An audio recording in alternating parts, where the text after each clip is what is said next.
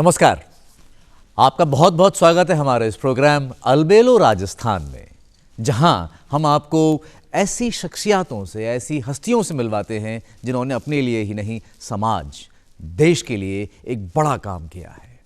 आपने एक नई राह बनाई और नई मंजिलों को हासिल किया और उस पर चलते चलते जाने कितने लोगों को आपने इंस्पायर किया कि वो भी उसी राह पे चलें या फिर अपनी एक राह बनाएं। आज मेरे लिए बहुत बड़ी चुनौती है। बात इसलिए ऐसी मैं कह रहा हूं कि मेरे सामने दो डिफरेंट क्षेत्रों से, मुख्तलिफ क्षेत्रों से आने वाली हस्तियां मेरे सामने बैठी हैं। अमूमन ऐसा होता है कि दो एंकर होते हैं, आज मैं फिलहाल एक ही एंकर हूं, तो दो लोगों से बातचीत करूंगा और मैं ये प्रयास करूंगा कि मैं इस चुनौती पे खरा उतर पाऊं, क्योंकि पुरुषार्थ करना ही तो मनुष्य का कर्तव्य है। सबसे पहले जो मेरे मेहमान हैं, जी हां, प्रहलाद नागा साहब, आप एक वरिष्ठ आरएएस हैं, आप मूलतः राजस्थान के रहने वाले हैं और फिलहाल आप निदेशालय हैं, गोपालन डायरेक्टरेट के अंदर आप डायरेक्टर के पद पर काम कर रहे हैं। प्रहलाद साहब के इस प्रोग्राम में बहुत बहुत स्वागत है। नमस्कार। मेरी दूसरी बड़ी हस्ती जो मेरे समक्ष बैठी हैं, आप जानी मानी शिक्षाविद हैं, आप एजुकेशन की फील्ड से हैं और एक लंबे अरसे से आप शिक्षा के साथ जुड़ी रही हैं, बच्चों के साथ जुड़ी रही हैं। आप जयपुरिया विद्यालय के अंदर प्रिंसिपल हैं, आप पोएट्री करती हैं, आप बैले लिखती हैं, आप एक्सपीरियंशियल लर्निंग और टीम बिल्डिंग पर जोर देती हैं। प्रतिमा शर्मा जी, आपका भी इस प्रोग्राम में बहुत बहुत स्वागत है। धन्यवाद अनुराग। तो मैं सबसे पहले आपसे ही शुरू करना चाहूँगा। मैडम, आप कहाँ की रहने वाली हैं? क्या राजस्थान से हैं या बाहर से हैं? अनुराग, अब तो राजस्थान से ही हैं। राजस्थान ने इतना प्यार दिया कि जयपुरी घर बन गया है जी। मूलतः मैं उत्तर प्रदेश सहारनपुर की रहने वाली हूँ जी। मेरे पापा मिलिट्री इंजीनियरिंग सर्विसेज में थे, तो संपूर्ण भारत में आना जाना लगा रहा। हाँ। तो कहीं टिक के ना शिक्षा हुई और ना कोई शहर अपना बन पाया। कुछ जैसे कबाइलियों की सी जिंदगी रही कि हर 3 साल पे थैला बांधा और जब तक एक शहर में स्थापित होते ट्रांसफ़र के ऑर्डर्स आ जाते। तो एक तरह से ये मेरे लिए ब्लेसिंग इन डिस्गाइज रहा जी।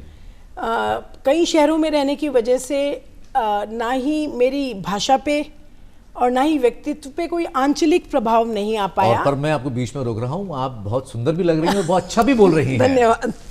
हाँ जी, तो मैं, यदि आप मुझसे पूछें मैं कहाँ की हूँ, तो मैं भारतीय हूँ। बहुत सुंदर। ज़ाहिर नसीब राजस्थान का बहुत बहुत शुक्रिया कि एक बाहर से आए हुए शिक्षाविद को पिछले 15 साल से जयपुर ने बहुत प्यार से संभाला है। यानी कि आज 2024 में बैठे हैं, खत्म हो रहा है। हाँ, तो आप इससे 15 साल पहले आ गई थी जयपुर। मैं 2009 में जयपुर आई थी, जहां मैंने जयपुरिया विद्यालय में एज अ प्रिंसिपल काम किया जी। उसके 7 साल के बाद मुझे विद्या आश्रम, जो दैनिक भास्कर के सामने हमारा स्कूल है, भारतीय विद्या भवन का, वहाँ पे मैं 6 साल प्रिंसिपल रही जी। और अब पुनः जयपुरिया विद्यालय में पिछले 2 सालों से हूँ।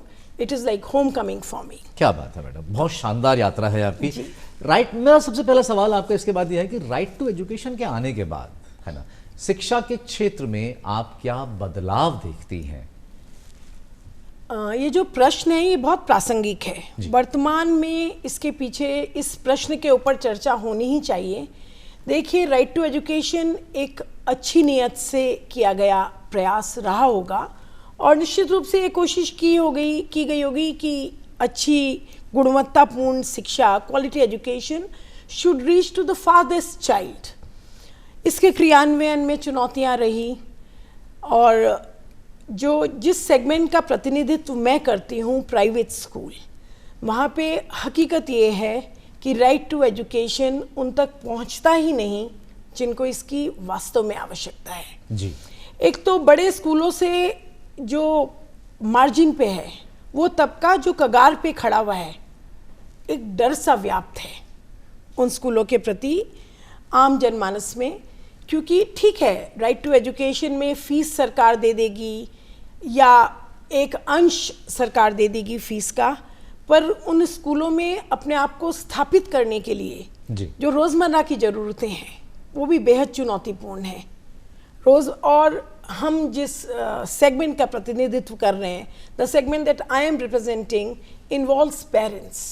Parents have to be educated and more than that they have to have a very broad horizon. So unfortunately ये दुर्भाग्यपूर्ण है कि right to education public schools में अपनी जो उसकी नीयत है, जो आत्मा है, उसको प्राप्त नहीं कर पाया है। हाँ, पर विद्याश्रम और जयपुरिया जैसे स्कूल, इनमें बहुत सारे बच्चे राइट टू एजुकेशन में पढ़ रहे हैं। हम कोशिश कर रहे हैं कि क्लास में रोज़मर्रा के जो हमारे डे टू डे एक्टिविटीज़ हैं उनमें हम बिल्कुल भी इन बच्चों को अलग थलग ना करें। पर विश्वास कीजिए, हमारी कोशिशें तो बेनोवलेंट हैं, हमारी कोशिशें अच्छी हैं, पर कहीं ना कहीं स्वयं अपनी जो सदियों से इनकी जो पीड़ित ये लोग रहे हैं, इनकी मजबूरियां काफ़ी हैं। और निश्चित रूप से a very good initiative, there has to be willingness to implement it in spirit and practice. नियत होनी चाहिए। बहुत सुंदर, बहुत सुंदर। प्रहलाद सर, आप मूलतः जॉबनेर के रहने वाले हैं, जैसा मैंने आपके बारे में पढ़ा, और आप विभिन्न जिलों में एसडीएम भी रहे, एडीएम भी रहे और फिर गोपालन विभाग तक पहुंचे। मूलतः आपकी पृष्ठभूमि ग्रामीण रही है।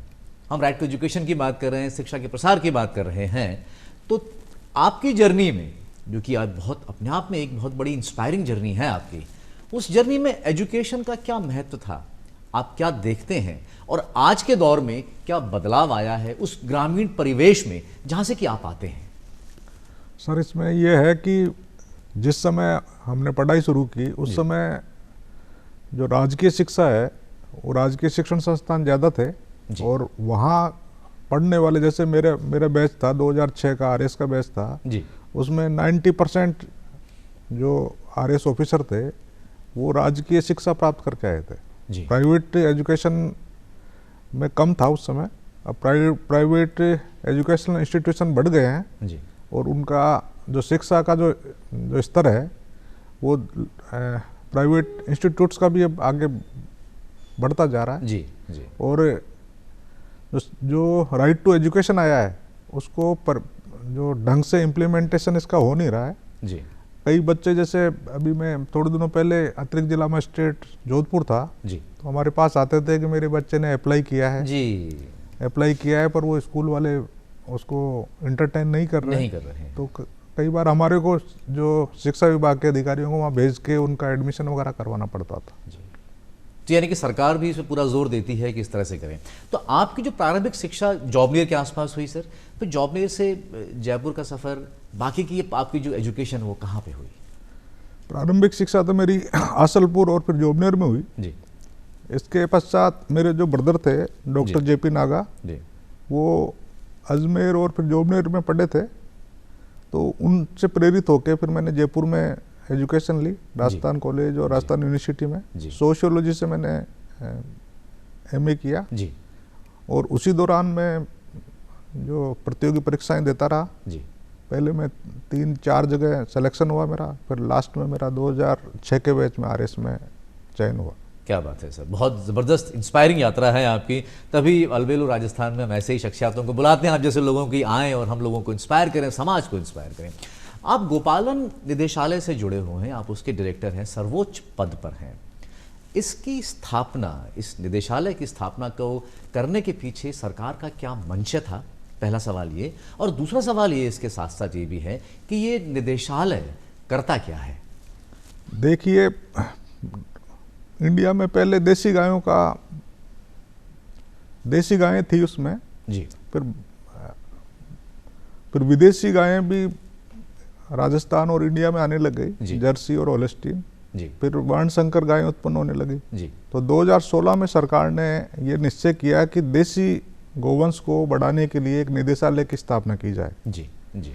तो देसी गोवंश के संवर्धन के लिए इस निदेशालय की स्थापना हुई है जी, 2016 में जी। और राजस्थान में लगभग 1 करोड़ और 35 लाख गोवंश है, और इस गोवंश में लगभग 13.5 लाख गोवंश गौशालाओं में स्थापित है। तो गोपालन निदेशालय गौशालाओं के मार्फत गोवंश का उन्नयन करता है और उनको अनुदान देता है। साथ ही डेयरी के मार्फत भी, और प्राइवेट व्यक्तियों को जो डेयरी में दूध देते हैं उनको 5 रुपए पर लीटर का अनुदान देकर जो देसी गाय है उसका उन्नयन का प्रयास कर रहा है। क्या बात है, बहुत सुंदर। यानी कि राजस्थान की अर्थव्यवस्था में भी ये जो निदेशालय है इसका भी एक बहुत बड़ा रोल होता है। मैं आके आपसे बाकी इसी आंकड़ों पे बात भी करूंगा सर, पर पहला अगला सवाल मैं मैडम से लेता हूं। मैडम, तकरीबन 1000 साल की बात करें हम लोग तो 1000 साल पहले की, मतलब मैं ये कहना चाह रहा हूँ, तब 4 या 5 हमारे पास लाइफ सेविंग स्किल्स होते थे। उसमें खाना बनाना, उसमें खेती करना, उसमें शिकार करना, उसमें दौड़ना और उसमें लड़ना आता था। बिल्कुल।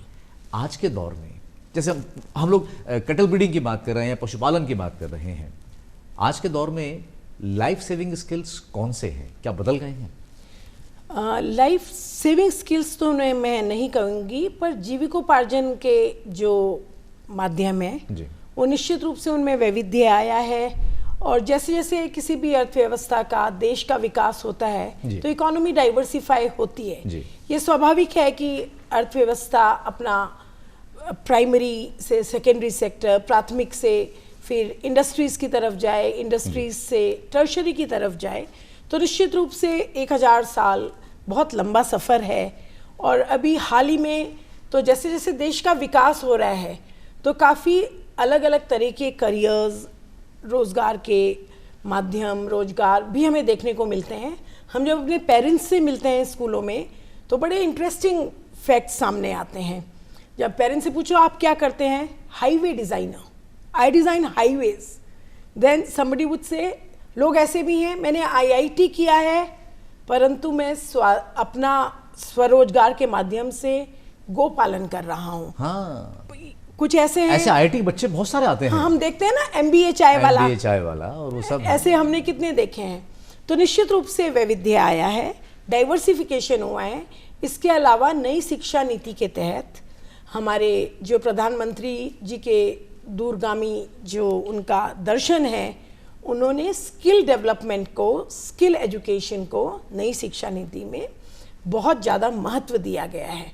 क्योंकि देखिए, कहीं से आयात की हुई शिक्षा, imported education works only superficially, वो सिर्फ सतही तौर पे काम करती है।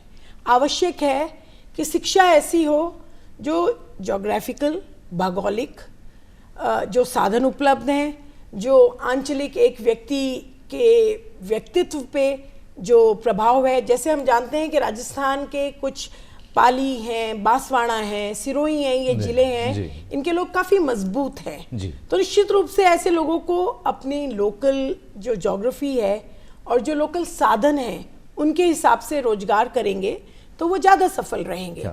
तो शिक्षा में भी काफ़ी इस हिसाब से हम लोग नई शिक्षा नीति में, और वैसे भी काफ़ी हम डाइवर्सिफिकेशन कर रहे हैं।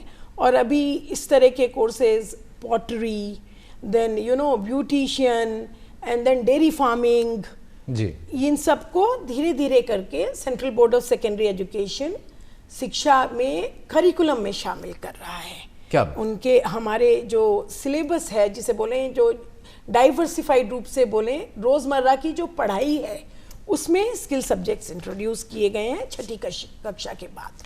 सर, ये जैसे ये बात चल रही है, हम लोग नए कोर्सेज की बात कर रहे हैं, बच्चों के रुझान की बात कर रहे हैं, तो क्या आप प्रशासनिक अधिकारी हैं, आप एक विभाग से जुड़े हुए हैं, डायरेक्टर हैं, तो आप ही देखते हैं कि आजकल के जो बच्चे आ रहे हैं, भाई पहले था कि भाई पढ़ लो, लिख लो, डॉक्टर बन जाओ, इंजीनियर बन जाओ, और ये फौज में भर्ती हो 4-5 तरह की। क्या आपके पास भी अब ऐसी इंक्वायरीज आती हैं कि सर मुझे तो पशुपालन करना है, या मुझे कैटल ब्रीडिंग करनी है, या मुझे एनिमल हस्बेंड्री में जाना है? तो क्या ऐसा होता है, और अगर ऐसा होता है तो फिर आपका जो डायरेक्टरेट ऑफिस है वो क्या करता है? देखो, हमारे ज़माने में कोई ट्रेनिंग देते हैं क्या ऐसी कोई? हमारे ज़माने में इंजीनियरिंग और डॉक्टरेट का बहुत बोलबाला था जी। वर्तमान में जो मैडम कह रही है जी, एकदम सही कह रही है। आजकल के बच्चे जो अलग अलग जगह पे अलग अलग जो अपनी रुचि के हिसाब से जाना चाहते हैं जी। जैसे कोई व्यक्ति इंजीनियरिंग कर रहा है जी, तो वो इंजीनियरिंग करने का उसका उद्देश्य है कि भाई वो इंजीनियरिंग जैसे क्षेत्र में जाए, परंतु आजकल के बच्चे इंजीनियरिंग करने वाले भी जैसे एजुकेशन में भी जा रहे हैं जी, बिल्कुल, फूड इंडस्ट्री में भी जा रहे हैं जी। जैसे कहीं जयपुर में ही कई संस्थान ऐसे लगा रखे हैं जी, कई दुकानें ऐसी लगा रखी है जो इंजीनियरिंग किया हुआ व्यक्ति पशुपालन में भी जा रहा है। जी। पशुपालन में जैसे वो अच्छी अच्छी जो ब्रीडिंग की टेक्निक्स अपना के, और जो पहले जैसे कोई गाय है वो 5 लीटर 6 लीटर दूध देती थी, आज 15-15 20-20 लीटर दूध दे रही है। ऐसी गायों का गोपालन करके जी। और वो डेयरी इंडस्ट्री को बढ़ा रहा है। हमारे पास भी ऐसे व्यक्ति आते हैं, तो हम हमारे जो एक्सपर्ट्स होते हैं उनसे उनको राय दिला के, बैंकों से लोन दिला के, और जो इस क्षेत्र को हम बढ़ा रहे हैं। यानी कि संवर्धन के साथ साथ, गोपालन के, गायों के संवर्धन के साथ साथ आप समाज में भी एक प्रसार कर रहे हैं कि इसको लेकर जागरूकता उत्पन्न हो और ये भी एक लाइवलीहुड का एक साधन बन सके। शायद ये बहुत बहुत बड़ी बात है और यही मेरे ख्याल से होना चाहिए। खाली कोरी एकेडमिक एजुकेशन हो जाए उससे कोई मतलब निकलता नहीं है। बचपन से ही एक प्रैक्टिकल जो लर्निंग है वो हो जाए, जिससे कि आगे चल करके बच्चा या बच्ची कोई भी है अपने उसको रोजगार के तौर पे अपनाए, तो शायद उसका भी बेहतर होगा और समाज का भी उत्थान होगी, अर्थव्यवस्था में उठाव होता है। हम वर्कशॉप भी आयोजित कर रहे हैं जी, ट्रेनिंग्स भी आयोजित करते हैं जी, ताकि लोगों को हमारे जो विभाग है उसके बारे में अधिकाधिक जानकारी प्राप्त हो सके। क्या बात है सर, बहुत सुंदर। मैडम, आप एक्सपीरियंशियल लर्निंग पे बहुत जोर देती हैं। आजकल एक टर्म बहुत नई चली जी, है, बिल्कुल। Experiential learning. एक्सपीरियंशियल लर्निंग खूब सुनते हैं, खूब सुनते हैं, बहुत सुनते बिल्कुल। हैं। और बहुत लोगों के मन में देखने में तो आता है भाई एक्सपीरियंस का वर्ड से बन गया, एक्सपीरियंशियल लर्निंग हाँ बन गया, जी। पर दरअसल ये है क्या? देखिए अनुराग जी, आपने एक सुना होगा old wine in new bottle. हाँ बिल्कुल। आप बताइए, आपके पारंपरिक जो गुरुकुल थे जी। वो क्या थे? पारंपरिक गुरुकुल हमारे ऐसे थे कि वहीं पे रहना होता था, जो गुरु वहाँ पे हम लोगों को सिखाते थे। पारंपरिक बात कर रहा हूँ, पारंपरिक बात हाँ। कर रही हूँ, और माफ कीजिए मैं स्वयं आपसे प्रश्न कर रही हाँ, हूँ, बिल्कुल जबकि ठीक, मुझे बिल्कुल, प्रश्न का बिल्कुल। उत्तर देना है। मैं खुद ही बोर्डिंग स्कूल में पढ़ा हुआ हूँ, इसलिए मैं कह जी। सकता हूँ कि वहीं पे रहते थे हम लोग। अब मैं खैर हम पहले की, बहुत पहले की बात करें तो वहीं पे रहते थे, जैसा गुरु हम लोगों को सिखाते थे, पूरा जीवन सिखाते थे। पूरा जीवन सिखाते थे, और जीविकोपार्जन के, चाहे वो खेती करना हो, चाहे रसोई बनाना हो, चाहे सफाई हो, चाहे पशुधन संभालना हो, अपने लिए कपड़ा बुनना हो, अपने लिए घर बनाना हो, जी। ये सब गुरुकुल में रह के रहता था। एक बच्चा जब निकलता था गुरुकुल से, तो एक बहुत संतुलित, वेल राउंडेड पर्सनैलिटी निकलता था। जी। और ऐसे बच्चे कभी जीवन में फेल नहीं होते थे। तो हमारे लिए नई शिक्षा नीति, experiential learning, hands on experiences कहने को नहीं है, क्योंकि बीच में जब कई सालों तक देश गुलाम रहा तो हम आयातित पद्धति, जो कि मैं बिल्कुल मुखर होकर कहूँगी अंग्रेजों की स्वार्थ की पूर्ति कर रही थी। मैक्वेले ने जो एजुकेशन दी थी, जहाँ पे हम लोगों की ट्रेनिंग सिर्फ क्लर्क्स बनने की हुई थी। दुर्भाग्य की बात है कि आज़ादी के कई सालों बाद तक भी हम उसी आयातित पद्धति पे काम करते रहे, and you know we became machines for accumulating knowledge which had no use in daily life. आपको याद है कि आपने sine theta, cos theta, tan theta इसका कहीं अपने जीवन में प्रयोग किया? बच्चों को पढ़ाने के अलावा कभी नहीं किया। तो ऐसी शिक्षा जिसका जीवन में कोई प्रायोगिक महत्व नहीं है जी। ऐसी शिक्षा कभी भी गुणवत्ता नहीं लाएगी जी। और पैदा करेगी कुंठित, अवसादपूर्ण व्यक्ति, जो ये सोचेगा कि यार 18 घंटे पढ़ा, अब क्या फायदा, क्या पढ़ा? हो क्या रहा है।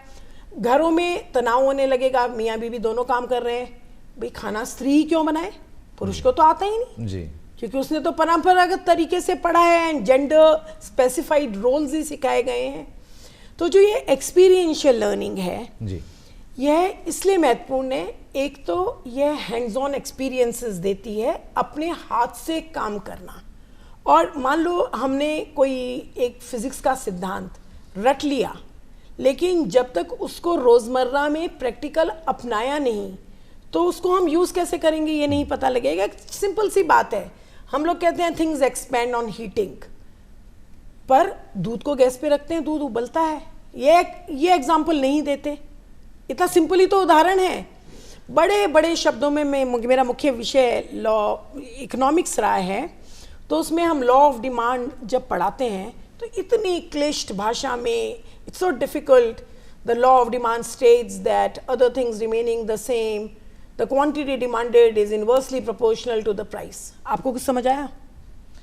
हाँ, मुझे तो कुछ समझ में आया, क्योंकि मैं बट क्लिष्ट है। पर यदि हम ये बोलें यार दोस्त बाजार जा और केले 20 रुपए किलो हैं तो तू ज़्यादा खरीदेगा, या 30 रुपए किलो हैं तो तू ज़्यादा खरीदेगा? 20 रुपए किलो में। ऑब्वियसली बात, it is as simple as this.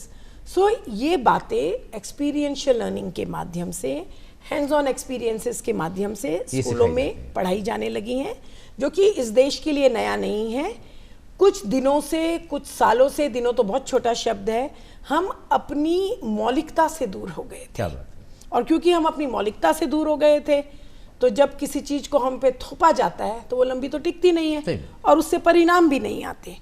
तो नई शिक्षा नीति में हम ऐसी शिक्षा दे रहे हैं जहां बच्चा हैंड्स ऑन एक्सपीरियंसेस के माध्यम से अपने इनहेरेंट पोटेंशियल को, जो उसमें निहित जो कुछ चीजें हैं, प्रकृति प्रदत्त गुण हैं, उनको पहचाने और उन्हीं को आगे चल के अपना रोजगार बनाए। क्या बात है। तो मुझे एक स्टीव जॉब्स का एक किस्सा याद आ गया सर, जो कि स्टीव जॉब्स ने अपनी किताब में भी लिखा है कि उन्होंने, किसी ने उनसे पूछा स्टीव जॉब्स से कि भाई आप हिंदुस्तान गए थे, आपने वहाँ से क्या सीखा? तो उन्होंने बोला कि दुनिया भर में बहुत ज़्यादा नॉलेज है, सब कुछ है, पर जो हिंदुस्तान में मैंने सीखा, जो एक विजडम है, जो एक्सपीरियंशियल विजडम है हिंदुस्तान के अंदर, रोज़मर्रा की ज़िंदगी में जो आता है, ये मैंने उस हिंदुस्तान से सीखा। और उसमें आगे बात ये कहते हैं प्रहलाद साहब, जो मैं आपसे इसलिए सवाल पे लेके आ रहा हूँ, कि ये मैंने शहरों में नहीं सीखा हिंदुस्तान की, बिल्कुल, ये मैंने हिंदुस्तान के गाँव में जाकर के सीखा कि जीवन कैसे जिया जाता है। बिल्कुल।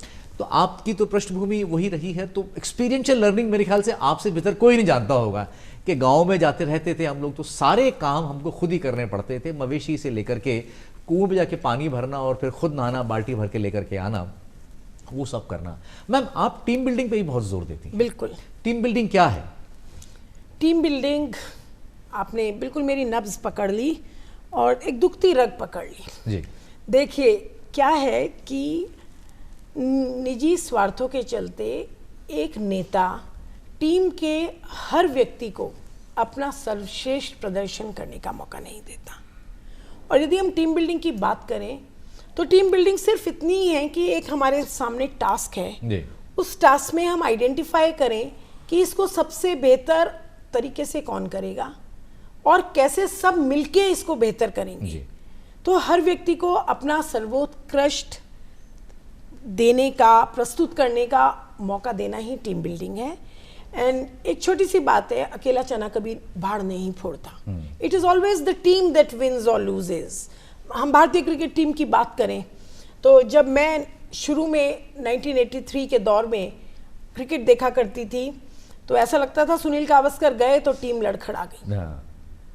धीरे धीरे करके जो हमारी बीसीसीआई था, जो कोचेस थे, उन्होंने इस चीज़ को संभाला और अब हम देखते हैं कि अब ऐसा नहीं है कि टीम किसी एक ऑलराउंडर पे या किसी एक बैट्समैन पे या किसी एक बॉलर पे टिके। तो यही बात टीम बिल्डिंग के लिए में संदर्भ में, कोई भी आज हम आपके यहाँ आए, इस कार्यक्रम की रिकॉर्डिंग के लिए आए, तो आपके इस कार्यक्रम के माध्यम से मैं ये भी कहना चाहूँगी, हम कैमरे के आगे 3 लोग बैठे हैं पर काम पूरी टीम कर रही है, टीम कर रही है। और मैं इतनी आभारी हूँ और इतनी गदगद होती हूँ ये देख के कि कैसे हर व्यक्ति अपना सर्वोत्कृष्ट देने के लिए तत्पर है, माइक चेकिंग भी कर रहे हैं, ये भी देख रहे हैं। तो ये टीम बिल्डिंग है, लेटिंग एवरीबडी डू हिज और हर बेस्ट। इसमें देखिए नेता का बड़ा बढ़िया रोल है। आप मुझसे पूछो तो मुझे तो बड़े मजे आते हैं, मैं अपने ऑफिस में बैठ के कॉफी पीऊं, चाय पीऊं और मेरी टीम काम करे और उस टीम पे मैं विश्वास करूं। Having faith, trust is very very important in team building. हमें ये ध्यान रखना चाहिए। सर, एडमिनिस्ट्रेशन से जुड़े हुए हैं आप, बहुत लंबी टीम रही है आपके नीचे, पूरा डायरेक्टरेट आपके नीचे है, टीम बिल्डिंग आप क्या समझते हैं? देखिए, टीम का एक मतलब है, कोई जैसे ऑर्गेनाइजेशन है, उस ऑर्गेनाइजेशन में जितने लोग हैं वो एक ग्रुप में रह के काम करें, सभी एक दूसरे पे विश्वास रखें, सभी एक दूसरे का सहयोग करें और जो जो जिम्मेदारी उनको दी हुई है, जैसे निदेशक को अलग दी हुई है और नीचे जो स्टाफ है उनको दी हुई है, वो एक टीम के रूप में मिलके उस ऑर्गेनाइजेशन का जो गोल्स है उसको अचीव करने के लिए जो प्रयास करें, वो एक टीम होती है। और इस टीम में जो अभी मैडम ने बताया, विश्वास का होना बहुत ज़रूरी है और विश्वास के साथ साथ उसके गोल को अचीव करने के लिए सभी का उस लक्ष्य को अचीव करने के लिए सकारात्मक प्रयास होना भी बहुत जरूरी है। अनुराग, एक बात और कहूँगी, टीम बिल्डिंग दफ्तर में कभी नहीं होती। टीम बिल्डिंग हमेशा दफ्तर के बाहर होती है।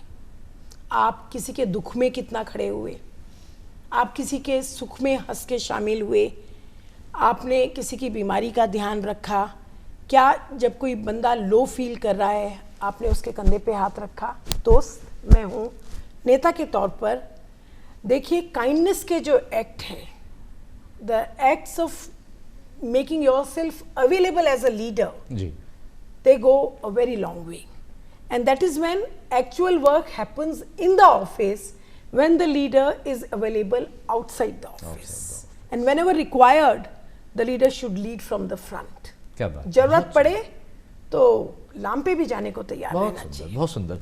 बातचीत बहुत दिलचस्प हो रही है, बातचीत बहुत जानकारी प्रेरक हो रही है। मेरे साथ अलबेलो राजस्थान में आज दो मेहमान जो प्रस्तुत हैं, जो उपस्थित हुए हैं हमारे साथ, श्री प्रहलाद नागा साहब एक वरिष्ठ आरएस अधिकारी हैं, आप डायरेक्टर हैं गोपालन निदेशालय के, और मेरे साथ हैं जानी मानी शिक्षाविद प्रतिमा शर्मा जी, आप प्रिंसिपल हैं जयपुरिया महाविद्यालय की। हम बातचीत कर रहे हैं एजुकेशन के बारे में, हम बातचीत कर रहे हैं राजस्थान सरकार के गोपालन विभाग के बारे में, और हम बातचीत कर रहे हैं जीवन के बारे में, हम बातचीत कर रहे हैं टीम बिल्डिंग के बारे में। सर, तो आज के दौर में जैसे हम देखें, सरकार के अंदर हर एक काम बिल्कुल एक तयशुदा लिमिट, एक बिल्कुल तयशुदा खांचे और पैरामीटर्स में होता है। हर आदमी को अपना अपना काम करना होता है। सरकार की नौकरी है, सरकार के टारगेट्स हैं, ऑब्जेक्टिव्स हैं, उनको अचीव करना होता है।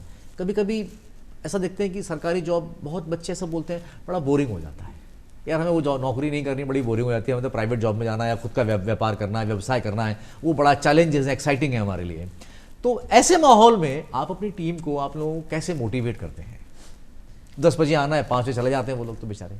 नहीं, ऐसा नहीं है। टाइम तो एक जैसे हर संस्थान का फिक्स होता है जी, कि सुबह 9:30 बजे आना, 6 बजे तक जाना। जी, ठीक है।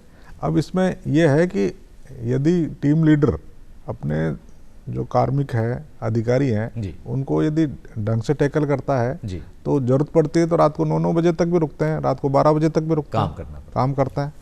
पर अनावश्यक रूप से किसी को, जैसे जो टाइम जो सरकार ने सेट कर रखा है जी, उससे ज़्यादा हम रोकते नहीं, उसी टाइम के अंदर रखते हैं। पर काम बहुत रुकते भी हैं। और काम की विविधता भी आजकल आ रही है, एक रूटीन वे नहीं है। सरकार जैसे नवाचारों के बारे में भी सोचती है, नए नए फील्ड्स में भी जाती है। जी, जी।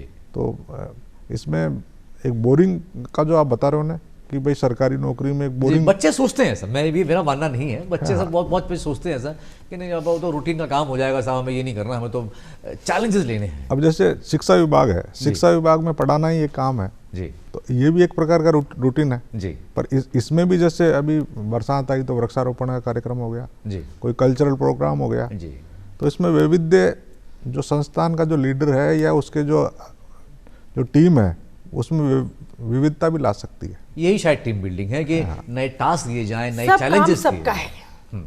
एक विद्यालय में सब काम सबका है। यदि मैं प्रधानाचार्य हूँ, जरूरत पड़ने पे यदि मुझे मेज भी साफ करनी है, बिना जरूरत पड़े भी, मेरी मेज मुझे ही साफ करनी चाहिए। डिग्निटी ऑफ लेबर, इंक्लूसिवनेस, ये चीज़ें जब तक हम अपने बच्चों को नहीं सिखाएंगे तब तक हम एक आदर्श तो बहुत बड़ा वर्ड है, एक ऐसा समाज भी स्थापित नहीं कर पाएंगे जहां मनुष्य से इसलिए प्रेम करे कि वो मनुष्य है। तो मेरे लिए, मैं थोड़ा इसमें मेरा आपसे शायद विचार भिन्न है। मेरा कहना ये है, किसी भी संस्था को यदि महान बनना है जी, तो काम की बाउंड्रीज नहीं होनी चाहिए। कहने को मैं तो मैथ्स पढ़ाती हूँ, पर मैं तो ड्रामा भी बहुत अच्छा कराती हूँ। मैं इकोनॉमिक्स पढ़ाती थी, और यदि जब मैं इकोनॉमिक्स पढ़ाती थी मेरे प्रिंसिपल मुझे एनुअल फंक्शन की जिम्मेदारी नहीं देते तो मैं बैले लिखना कहाँ से आता मुझे, मैं नृत्य नाटिका कहाँ से लिख पाती। वो विश्वास जो उन्होंने मुझ में स्थापित किया और जो स्टैब्लिश्ड बाउंड्रीज थी उनको तोड़ा, उनको डाइवर्सिफाई किया, तोड़ा। That is what is required and that is what is the essence of modern education. क्या बात है, बहुत सुंदर बात। देखिए गीता में है ना, भगवान श्री कृष्ण ने 18 प्रकार के योग बताए हैं जी। जिसमें एक साम्य योग भी एक उनकी अवधारणा थी। साम्य योग। साम्य योग जी। जिसको महात्मा गांधी ने उसको ढंग से उसको एक्सप्लेन किया है। साम्य योग का मतलब हर व्यक्ति का जो काम है वो वैल्यूएबल है। और गांधी जी से जब पूछा गया कि आप क्या क्या काम करते हो, तो उन्होंने कहा कि जब मैं सेव बनाता हूँ तो मैं एक बार्बर का काम करता हूँ, जब मैं टॉयलेट साफ करता हूँ तो मैं एक हरिजन का काम करता हूँ, जब मैं रसोई में मेरी पत्नी की हेल्प करता हूँ तो मैं एक रसोई का काम करता हूँ, जब मैं लिखता हूँ तो एक लेखक का काम करता हूँ। तो वर्तमान में क्या है कि साम्य योग बहुत जरूरी है। सारे काम करने जीवन में आपको आने यानी चाहिए। और बिल्कुल आना हर चाहिए। प्रोफेशन उस व्यक्ति के लिए या पूरे समाज के लिए उपयोगी होता है। तो एक साम्य योग भी अपने को बढ़ाने की क्या आवश्यकता है। बहुत सुंदर बात। देखिए, गांधी हमारी चर्चा के विषय में कमोबेश आ ही जाते हैं। गांधी का इतना बड़ा कार्यक्षेत्र रहा है। सर, 2019 के सेंसस के हिसाब से देखा जाए तकरीबन राजस्थान के अंदर 5 करोड़ 80 लाख के आसपास का पशुधन है और करीब हम देखें तो 1 करोड़ 33 लाख के आसपास मवेशी हैं, गाय हैं, वो सब है। राजस्थान में मैं आपकी वेबसाइट देख रहा था गोपालन डायरेक्टरेट की, तो करीब 3570 के आसपास हाल में काम करती हुई गौशालाएं हैं, जिनके अंदर 13.5 लाख के आसपास पशुधन है। इसका आपने भी जिक्र किया था, गाय हैं, मवेशी हैं। तो ये मुश्किल से 10% ही हुआ जी। तो बाकी का जो बैलेंस है 90%, इतना बड़ा आंकड़ा है, वो निजी डेयरीज के हाथों में है क्या? देखिए, राजस्थान में जो अभी वर्तमान में है, वर्तमान में लगभग 1 करोड़ और 40 लाख पशुधन है जी। गोवंश है। गोवंश है। इसमें अभी जो हमने लेटेस्ट जो अभी आंकड़े देखे थे उसमें 4040 गौशालाओं का हमारे यहाँ पंजीयन हुआ है जी।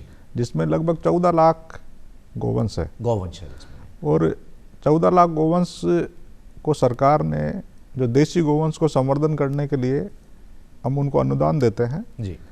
इस अनुदान के तहत जो 3 वर्ष से जो बड़े गोवंश है उनको 44 रुपये प्रतिदिन के हिसाब से 270 दिन के लिए अनुदान दिया जाता है जी। और 3 वर्ष से जो छोटे गोवंश है जी। उनको 22 रुपये प्रतिदिन के हिसाब से उनके चारे पानी और पशु आहार के लिए सरकार व्यवस्था करती है। पर ये सिर्फ गौशालाओं के लिए हुआ।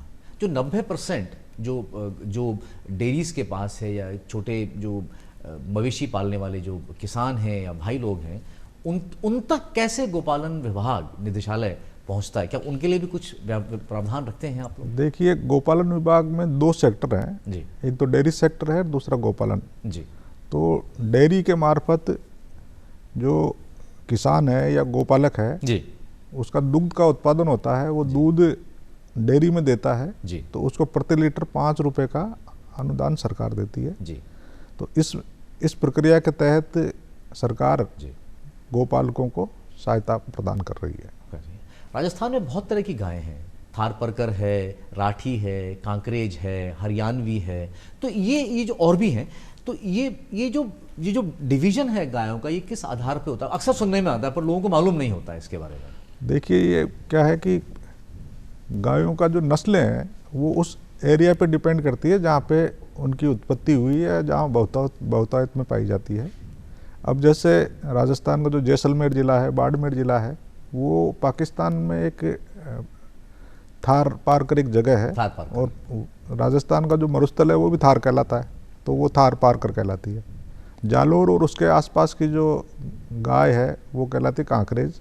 और कांकरेज एक हिंदी वर्ड है जिसमें उसका एक बाल सफ़ेद और एक बाल काला, तो ऐसा मिक्स के रूप में होती है, उसके बड़े सींग होते हैं। ये जानकारी बहुत कमाल की है। और एक होती है गिर गाय जी। जो गुजरात में एक गिर एरिया है जी। तो उस एरिया के आसपास के होने से वो गिर कहलाती है। अजमेर के आसपास जो राठी है, राठी गाय है। मालवा क्षेत्र में मालवा गाय है। नागौर के एरिया में नागौरी गाय है और हरियाणा के आसपास की हरियाणवी गाय है। और एक साहिवाल गाय भी है जो पाकिस्तान में एक साहिवाल एक जगह भी है, उसके नाम पे उसका साहिवाल नाम अच्छा, पड़ा। तो इन गायों की भी जैसे ब्रीडिंग होती है तो उसे भी क्रॉस ब्रीडिंग कहते हैं, या क्रॉस ब्रीडिंग खाली जो विदेशी नस्ल की गायें हैं उनको लेकर के साथ जो यहाँ की जो देशी गायों के साथ ब्रीडिंग की जाती है उसे कहते हैं? देखो, किसी भी प्रकार की नस्ल में क्रॉस ब्रीडिंग होती है तो वो वर्ण संकर की उत्पत्ति होती है जी। पर जो अभी जो गायें हैं उसमें जो ब्रीडिंग हम कर रहे हैं उस ब्रीडिंग में जो विदेशी गायें हैं जी। जैसे होल्स्टीन है, जर्सी गाय है, उनसे जो उत्पन्न हो रही है प्रोजेनी, वो ज़्यादातर वर्ण संकर कहलाती है। बाकी अभी जो हमारा जो विभाग है, जो पशुपालन विभाग भी हमारे एक आनुषंगिक विभाग है जी, उसमें हम आर्टिफिशियल इंसेमिनेशन और सेक्स सॉर्टेड सीमन, इसके मार्फत हम सेक्स सॉर्टेड सीमन में इस प्रकार से होता है कि जैसे अभी हमारे एक बिचून में एक गौशाला है, वहाँ पे 250 गायों में सेक्स सॉर्टेड सीमन लगाया गया, उसमें केवल 17 ही नर बच्चे उत्पन्न हुए, बाकी 233 जो मादा बछड़ियाँ उत्पन्न हुई। जी, क्योंकि जब से ये मैकेनाइजेशन हुआ है एग्रीकल्चर का, तब से बछड़ों का और जो बैल है उनकी वैल्यू घट गई है, तो वो अनुपयोगी रूप में रह के और रोड पे भी आ जाते हैं कई बार, जी, तो वो नुकसान करते हैं। तो इसके लिए भी सरकार सेक्स सॉर्टेड सीमन को भी बढ़ाने जा रही है। यानी ज़्यादा मादा गाय पैदा हो। हाँ, हाँ। क्या बात। क्योंकि वो समाज के लिए और देश के लिए, राज्य के लिए उत्पादक है। जी जी जी, बहुत बहुत सुंदर, बहुत सुंदर। क्या जानकारी पर बातचीत हो रही है। प्रतिमा जी, आज वीर बाल दिवस भी है, बहुत बड़ा दिन है। इसको सरकार ने मनाने का फैसला किया और सरकार नई नई चीज़ें लेकर के आ रही, इससे बच्चों के अंदर, समाज के अंदर एक नई प्रेरणा उत्पन्न हो। जाहिर सी बात है, गोविंद सिंह जी साहब के 2 बच्चे साहिबजादे, जिनको हम कहते थे, 4 साहिबजादे थे, उसमें 2 बच्चों की शहीदी हुई थी इसके अंदर। जी, जोरावर की और फतेह जोरावर सिंह की और फतेह सिंह साहब बच्चे की। बहुत वीर बच्चे थे, कहते हैं जिंदा दीवार में चुनवा दिया गया था उन दोनों बच्चों को। जी, इसके बारे में क्या कहती हैं आप, और आज के दिन स्कूल्स क्या कर रहे होंगे? देखिए, शहादत बहुत व्यापक शब्द है जी, और शहादत देखने सुनने में सिर्फ एक शब्द है, लेकिन शहादत के लिए कॉज आइडेंटिफाई करना, उद्देश्य। तो उस वक्त जब ऐसा हुआ और उनको जिंदा दीवार में चिनवा दिया गया, उनकी जो कॉज रही होगी निश्चित रूप से उनके दिल के नज़दीक रही होगी, उनसे शायद परिवर्तन, धर्म परिवर्तन की बात की गई। मैं यहाँ पे ये बात कहूँगी कि शहादत के लिए ये ज़रूरी नहीं है कि हम मर जाएं। रोज़मर्रा में कितने मरते हैं।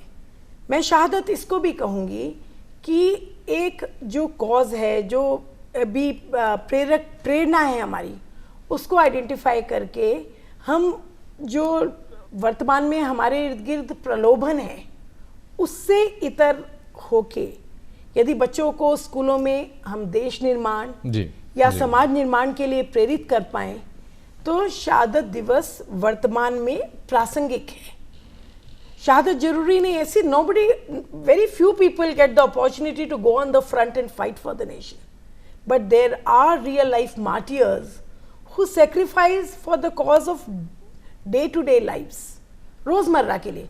क्या ये शहादत कम है कि 6 बजे जब बस बच्चे के द्वार पे पहुंचनी है तो एक ड्राइवर जो हमेशा पर्दे के पीछे है, वो 5 बजे उठ के सर्दी में पहुंचता होगा? बिल्कुल सही बात है। वो जरूरी तो नहीं है ना कि ड्राइवर शहादत ही दे, जरूरी ये है कि अपने काम को समर्पण से किया जाए, और अपने काम को समर्पण से करने की प्रेरणा यदि हम इस तरह के वीर बालक दिवस के माध्यम से या इन सब से दे पाएँ, और ज़रूरत पड़े, यदि हमें अपने रोज़मर्रा की ज़िंदगी में ज़रूरत पड़ रही है तो ठीक है, वो भी करेंगे। पर यदि समाज जिस तरह से एक सभ्य समाज हो रहा है, विकसित हो रहा है, तो शहादत in terms of giving life is not proliferating in daily lives, but following rules, sacrificing your small, selfish motives, अपने छोटे छोटे जो स्वार्थ से प्रेरित होके, निजी स्वार्थ से प्रेरित होके जो हम काम कर रहे हैं, उनको सेक्रीफाइस करके देश निर्माण, समाज निर्माण, व्यक्तित्व निर्माण के लिए काम करना, ये भी शहादत है। और मैं एक इसी तरह की शहादत का आह्वान अपने बच्चों से करूंगी, जहाँ पे देश हित में वो कॉजेज़ आइडेंटिफाई करें। पंखा नहीं फालतू चलाना है, लाइट नहीं फालतू करनी है, देश को ज़ीरो वेस्ट की तरफ ले जाना है, उसमें आपको निजी स्वार्थों से इतर होके काम करना ही पड़ेगा। जी। और मेरे लिए शिक्षा में, स्कूलों में शहादत की परिभाषा यही है। क्या बात है। प्रहलाद सर, आप इस दिवस को किस प्रकार देखते हैं? देखिए, जब मुगल काल था तब मुगलों का जो अंतिम महान शासक थे और औरंगजेब, उनकी अलग अलग संप्रदायों से युद्ध हुए। राजस्थान में भी उनके युद्ध हुए और इसी प्रकार सिखों से भी उनके युद्ध हुए। जो दसम गुरु थे, गुरु गोविंद सिंह, उनके 4 पुत्र थे जी। तो उनके 2 पुत्र तो ये जो अभी 21 दिसंबर से लेकर 27 दिसंबर के बीच में जी। युद्ध करते करते शहीद हो गए थे। और उनके 2 पुत्रों को उनको गिरफ्तार कर लिया था। सरिंद का नवाब था वजीर खान, उनको फिर गिरफ्तार करके उसने ये कहा कि आप अपना धर्म परिवर्तित करो। तो वो बच्चे बहुत ही वीर थे, तो उन्होंने धर्म परिवर्तन के लिए मना कर दिया। तो उनको ये कहा गया कि भाई हम आपको दीवार में चिनवा देंगे। तो उन्होंने शहर स्वीकार कर लिया और दीवार में चिनवा दिया गया। तो उनको भी शहीदी प्राप्त हुई जी। तो ये जो शहीदी थी पूरे अपने कौम के लिए थी, पूरे हिंदुत्व के लिए थी। और अभी ये तो एक पूरे भारतवर्ष के लिए थी। अभी जैसे गाँवों में कोई व्यक्ति अभी जैसे हरिद्वार जाता है या उधर जाता है तो वहाँ छोटे छोटे त्याग करता है, वो भी एक प्रकार की शहादत ही है। हाँ, शहादत ही है। जैसे त्याग देना। जैसे कोई व्यक्ति है वहाँ जाके कहता है कि मैं तंबाकू सेवन बंद कर दूंगा, धूम्रपान बंद कर दूंगा। तो अब जैसे धूम्रपान है वो उस व्यक्ति के स्वास्थ्य के लिए ही गलत नहीं है, वो पूरे उसके आसपास बैठते हैं, पूरे पर्यावरण के लिए भी। तो वो भी एक प्रकार की शहादत और एक प्रकार का त्याग है, बलिदान ही है, त्याग ही है। आप अपने हाँ। व्यसन को छोड़ रहे हैं जिससे आप जुड़े रहे हैं। वर्तमान में बच्चे भी जैसे आज कई प्रकार के मादक पदार्थ लेते रहते हैं, तो उनको भी उनका त्याग करना चाहिए। वो भी एक प्रकार की शहादत है, क्योंकि हर व्यक्ति तो पूरे देश के लिए शहादत दे नहीं सकता, पर ये छोटे छोटे जो त्याग है वो भी एक प्रकार की शहादत मानी जाए। बहुत अच्छी बात आपने बोली। प्रतिभा जी, आप एक्सपीरियंशियल लर्निंग की बात कर रहे हैं। प्रहलाद साहब का पूरा एक ऐसा डिपार्टमेंट जो कि बहुत प्रोफेशनल तरीके से मैनेज होता है और बच्चों मतलब एक लाइवलीहुड का साधन भी है। आज के दौर में बहुत संक्षिप्त में जानना चाहूँगा आपसे, एकेडमिक क्लासेस जैसे होती हैं, मान के चलिए इंग्लिश है, हिंदी है, कुछ ऐसे सब्जेक्ट्स हैं, पॉलिटिकल साइंस, हिस्ट्री, इनके लिए क्या स्कूल्स कॉलेजेस की ज़रूरत है, जबकि इंटरनेट पे सब कुछ अवेलेबल है? मैं मेडिकल की बात नहीं कर रहा हूँ, मैं इंजीनियरिंग की बात नहीं कर रहा हूँ। वहाँ तो प्रैक्टिकल होना बड़ा ज़रूरी है, वहाँ कॉलेजेस की महत्ता है, स्कूल की महत्ता है, बट बाकी ऐसे कोर्सेज में आप क्या कहती हैं? अनुराग, तेरे जैसे दोस्त हो ना, दोस्त तो दुश्मनों की जरूरत नहीं है। एक काम करो, स्कूल बंद करवा दो और हमारी नौकरियां ले लो। देखिए, नहीं, मेरा पूछना ये बात मजाक की रही, पर education is not accumulation of knowledge. किसी भी जो किताबी ज्ञान को या फैक्ट्स को इकट्ठा करना एजुकेशन नहीं है जी। उन फैक्ट्स को रियल लाइफ में इम्प्लीमेंट करना एजुकेशन है। जैसे एक बड़ा इंटरेस्टिंग वाकया है, हम लोग अधिकतर एक प्रश्न आता है हिस्ट्री में कि why did Humayun lose battle of Chausa जी, कि बैटल ऑफ चौसा में हुमायूं क्यों हारा? तो because he chose the wrong side of fighting. तो उन्होंने ऐसे स्थान पे, वो नीचे स्थान पे उन्होंने चयन कर लिया और दुश्मन ऊपर से वार करता रहा। जी, क्या उसी नॉलेज की आवश्यकता कारगिल युद्ध में नहीं पड़ी? जी, दुश्मन ऊपर था और हमारी फौज नीचे थी। उस वक्त वो चीज काम आई जो कि स्कूलों में नहीं थी। स्कूलों में थी, किताबों में नहीं थी। लोकल जो शेफर्ड्स थे उन्होंने लीड दी। ये कहीं किसी किताब में नहीं लिखा। तो इस तरह का जो यथार्थ परक ज्ञान है, लाइफ स्किल्स है, वो स्कूलों से प्राप्त होती हैं। और देखिए, जब भी कोई व्यक्ति प्रक्रिया से नहीं गुजरेगा, it's a very important message that I want to give to the audience, it is very important to pass through the process. प्रक्रिया से गुजरना बेहद जरूरी है। प्रक्रिया से गुजर के संग्रह किया हुआ ज्ञान ही स्थायी है। आज हम देख रहे हैं और हम ये बात बहुत अच्छे से जानते हैं। इस मंच का मैं उपयोग करना चाहूंगी, मुखर होकर ये बात कहूंगी कि आज हमारे IITs की जो पैकेज है वो कितना नीचे आया है। मतलब 6-6.5 लाख, 4.5 लाख सालाना के पैकेज पे भी IIT बॉम्बे से बच्चे नौकरी प्राप्त करने के लिए मजबूर हुए हैं, क्योंकि इन बच्चों को सिर्फ IIT क्रैक करना सिखाया गया है, नॉलेज नहीं दी गई है। क्या बात है सर। चंद सवाल आपसे और, क्योंकि आपका डिपार्टमेंट बहुत बड़ा है निदेशालय, तो क्या निदेशालय में जो गौशालाओं में जो लोग दान करते हैं क्या वो टैक्स फ्री होता है? हाँ, टैक्स फ्री होता है। अच्छा, जैसे भाई कि मार्च आ रहा है तो लोग कहें भाई हम इस गौशाला में चले जाएं, यहाँ पे टैक्स दे रहे, तो उनको उस टैक्स में छूट मिल जाती है। हाँ हाँ, बहुत बड़ी बात। गौशालाओं में अक्सर देखने को ये भी आता है कि कभी कोई बीमारी लग गई, कुछ जानवर या मवेशी जो होते हैं उनकी मृत्यु हो जाती है। ऐसे माहौल में, ऐसे समय में फिर आपका निदेशालय किस प्रकार इस चीज़ को रोकता है और कैसे उसको संभालता है? देखिए, हमारा जो डिपार्टमेंट है उसी का एक अनुषंगिक अंग है पशुपालन, एनिमल हस्बेंड्री डिपार्टमेंट। जब लंपी पिछली बार आई थी, मैं आपको बीच में रोक रहा हूँ, तो वो उस डिसीज ने काफ़ी बीमारी, काफ़ी जानवरों को मारा था। हमारे जो एनिमल हस्बेंड्री डिपार्टमेंट है उसी के जो चिकित्सक हैं, जो एक यहाँ जयपुर में निदेशालय है, जिलों में जॉइंट डायरेक्टर बैठते हैं और ब्लॉक स्तर पे ब्लॉक वेटरनरी ऑफिसर बैठते हैं, उनके अंडर नीचे हैं नोडल ऑफिसर्स होते हैं, और गांव-गांव में सब सेंटर खुले हुए हैं, सब सेंटर के बाद में हॉस्पिटल्स खुले हुए हैं वहाँ पे। और अभी सरकार ने 1962 नंबर डायल करके एम्बुलेंस सेवा भी शुरू की है। तो जो गांव-गांव जाकर गौशाला जाकर वो पशुओं का, गोवंश का, इसमें जैसे गाय का भी करते हैं, भैंस का भी करते हैं, भेड़ बकरी है, ऊँट है, या फिर जैसे अभी शहरों में तो कुत्ते पालते हैं, उनका भी इलाज होता है। आप करते हैं। 1962 नंबर आपने बताया, 1952। हाँ, ये पूरे देश में है सर? पूरे देश में अभी मोदी जी ने इसको लागू किया है, 1962 नंबर। बहुत सुंदर, बहुत सुंदर। सर, आप हमारे दर्शकों को, हमारे देखने वालों को क्या संदेश देना चाहेंगे चलते चलते? देखिए, अभी हमारे जो सुखों की बात की गई है उसमें पहला सुख जो माना गया है वो निरोगी काया माना गया है। तो मैं देखता हूँ कि हर परिवार में अभी हॉस्पिटल में जाते हैं तो भीड़ लगी रहती है। तो हर आदमी को स्वस्थ रहना चाहिए। स्वस्थ रहने के लिए अपनी जो पारंपरिक जो विधियाँ थी, जैसे आयुर्वेद है, नेचुरोपैथी है, ये भी हमने शिक्षा के करिकुलम में डालना चाहिए।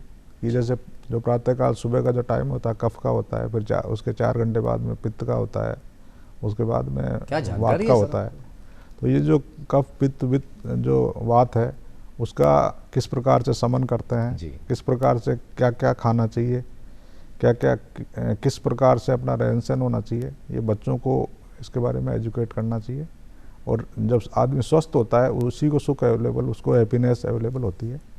तो मेरा तो यही है कि बच्चों को कि स्वास्थ्य पे ज़्यादा ध्यान दें। वर्तमान में मोबाइल का ज़्यादा यूज़ कर रहे हैं, मोबाइल भी कम से कम यूज़ करें। मोबाइल के आप मालिक बने, कहीं ऐसा नहीं हो कि मोबाइल आपका मालिक बन जाए। क्या बात, बहुत सुंदर। बच्चे आजकल देखते हैं कि खाते खाते भी मोबाइल देख के खाते हैं, टीवी चल रहा है तब खाते हैं, जबकि आदमी की जो भोजन की शुरुआत होती है वो दिमाग से होती है। क्योंकि जब वो अपने भोजन सामने रखा हुआ देखते हैं तो ऊपर से जो दिमाग से उसके कुछ सीक्रेशन होता है, कुछ हार्मोन्स का, एंजाइम्स का।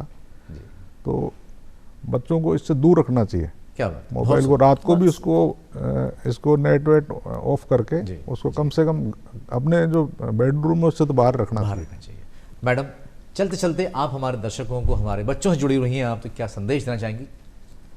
मैं बच्चों को ये संदेश देना चाहूँगी कि अपने जीवन को उद्देश्यपूर्ण बनाओ। क्या बात। शिक्षा को गुणवत्तापूर्ण बनाओ, जो लोकल चैलेंजेस आइडेंटिफाई करके स्वरोजगार की तरफ प्रेरित हो। ऐसा नहीं कि वो सिर्फ ज्ञान जो किताबों में है वो प्राप्त करने का माध्यम बन जाए। बच्चे अपने व्यक्तित्व का ऐसा विकास करें कि व्यसन और जो प्रलोभन है, जो आधुनिक जीवन का अभिशाप है, उसमें ना गिरें। और उसके अलावा वोकल फॉर लोकल, ये मैं ज़रूर कहना चाहूँगी कि शिक्षा को ऐसा बनाओ जो कि अपने इर्द गिर्द की समस्याओं का समाधान करने के लिए उद्देश्यपूर्ण बने। क्योंकि हमने सुना भी है कि घर से मस्जिद है बहुत दूर, चलो यूं कर लें, एक रोते हुए बच्चे को हंसाया जाए और अपना घर छोड़ के कहीं दूर ना जाया जाए। घर में बिखरी हुई चीज़ों को संभाला। बहुत सुंदर, क्या सुंदर मैसेज दिया आप दोनों ने साहब। प्रतिमा जी आपका, प्रहलाद साहब आप दोनों का स्टूडियो में पधारने के लिए, हमसे बातचीत करने के लिए बहुत बहुत धन्यवाद।